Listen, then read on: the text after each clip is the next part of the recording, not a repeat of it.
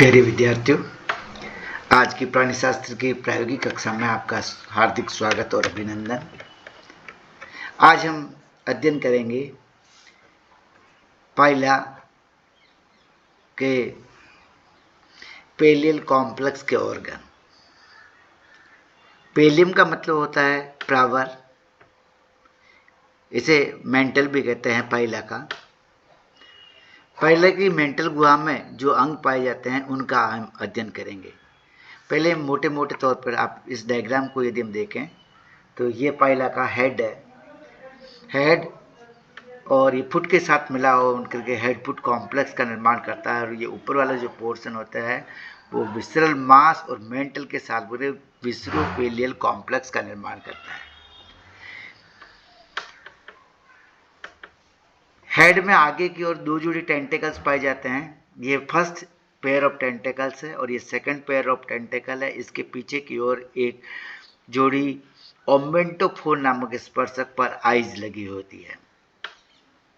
इस हेड के पीछे की ओर जैसे हमारे कंधे होते हैं उस तरह से पाइला में दो लोब निकले हुए होते हैं, जिसे सूडोपीपोडियम कहते हैं। लेफ्ट साइड का लेफ्ट सूडोपीपोडियम और राइट साइड को राइट सूडोपीपोडियम कहा जाता है।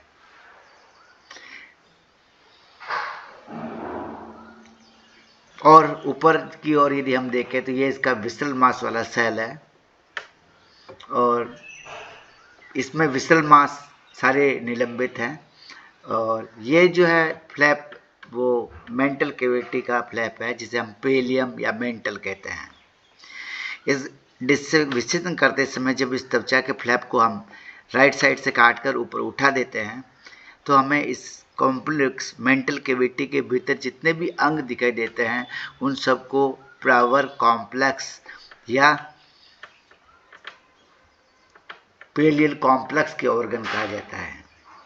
अध्ययन की दृष्टि से पेलियल कॉम्प्लेक्स के ऑर्गन्स को दो भागों में विभाजित करते हैं। लेफ्ट साइड के ऑर्गन और राइट साइड के ऑर्गन। इनको देखने के लिए एक बार मैं चित्र से आपको सारे नाम बता देता हूँ। यदि हम लेफ्ट साइड के ऑर्गन्स को देखेंगे तो एक हमारे पास ओस्फेरिडियम है, जो दूसरा ऑर्गन है वो पल्मोनरी सेक है, और ओपनिंग ऑफ द पल्मोनरी सेक है। ये ऑर्गन केवल लेफ्ट साइड में इतने ऑर्गन पाए जाते हैं।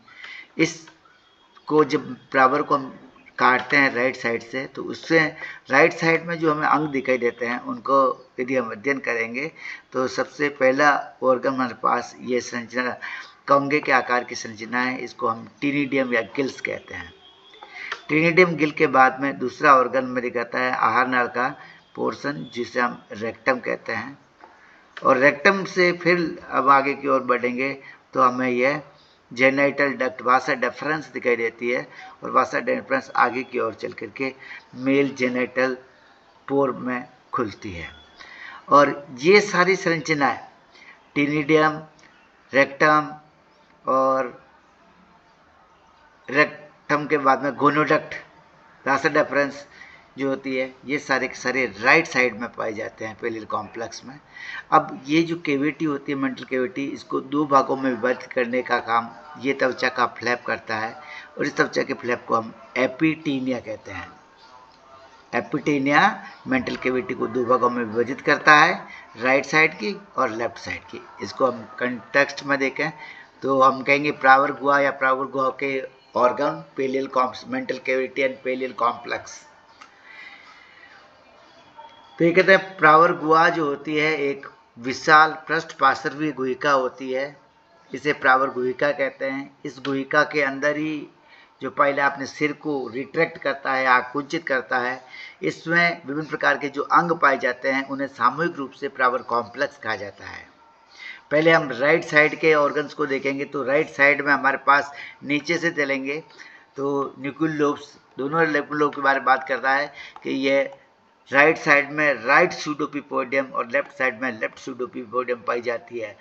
जो राइट सूडोपीपोडियम है उसी से आगे की ओर इसका पीनस वगैरह बनता है।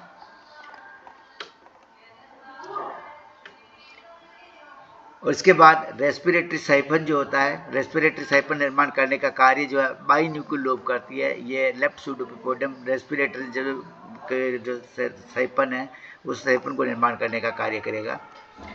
और इसके बाद में हमें बात करते हैं एपिटेनिया की, कि एपिटेनिया जो है मेंटल कैविटी में पाए जाने वाला एक स्पष्ट रिज होता है जो पूरी की पूरी मेंटल कैविटी को राइट साइड के ऑर्गन्स में और लेफ्ट साइड के ऑर्गन में विभाजित करने का कार्य करता है।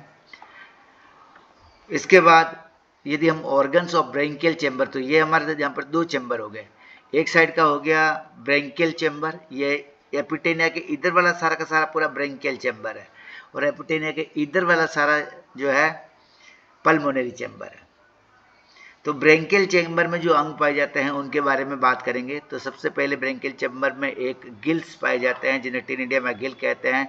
ये कंघे के आकार की संरचना होती है। ये मोनोपेक्टिनेट होते हैं और पृष्ठपार्श्वीय भित्ति से जुड़े हुए होते हैं। इसके बाद इसमें क्या आता है, स्टीनिडियम के आगे स्थित होता है रेक्टम, और रेक्टम के आगे स्थित होता है जेनेटल डक्ट, जिसे हम वासा डेफरेंस कह रहे हैं यहाँ पे, वासा डेफरेंस जेनेटल डक्ट। ये सब ही राइट सूडोपोडियम के ऊपर आकर के रेक्टम और मेल जेनेटल पोर के द्वारा बाहर की ओर खुलते हैं। और इसके बाद आ जाते हैं हमारे पास organs of the pulmonary chamber. तो ब्रेंकियल चैम्बर के ऑर्गन हम देखते हैं, अब पल्मोनरी चैम्बर के ऑर्गन देखेंगे। तो पल्मोनरी चैम्बर में हमारे पास सबसे बड़ा एक थैलीनुमा संरचना पाई जाती है। इस थैलीनुमा पूरी की पूरी संरचना को पल्मोनरी सेक कहा जाता है। पल्मोनरी सेक जो होता है एक ओपनिंग ऑफ द पल्मोनरी सेक के द्वारा बाहर की ओर खुलता है। इसी में एक स्थित होती है ऑस्फेरिडियम।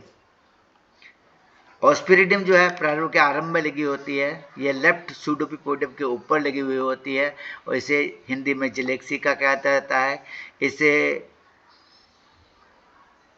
ये बाइपेक्टिनेट होती है और ये जल के रासायनिक परीक्षण करने का कार्य करती है। धन्यवाद। तो आज हमने देखा पाइला के प्रावर कॉम्प्लेक्स और उसके प्रावर गुहिका के अंग।